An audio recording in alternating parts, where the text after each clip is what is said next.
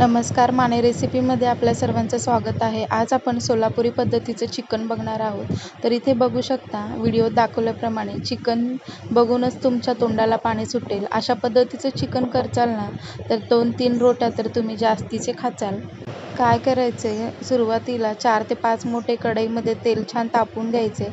2 इलायची, तमालपत्र घालून तेलामध्ये चिकन घालून चिकन तेलामध्येच छान शिजवून घ्यायचं आहे. म्हणजे तमालपत्राचा आणि इलायचीचा स्मोकिंग फ्लेवर त्या चिकनमध्ये उतरतो आणि चिकन चवीला खूप सुंदर लागतं.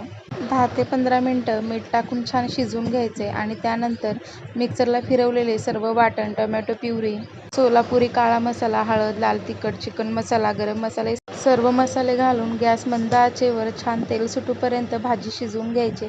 तर इथे बघू शकता मऊसूद आपले चिकन शिजले आहेत. तर इथे भाकरी पोळीसोबत तुम्ही गरम भातासोबत खाऊ शकता. सोलापुरी चिकन रेडी झालं आहे.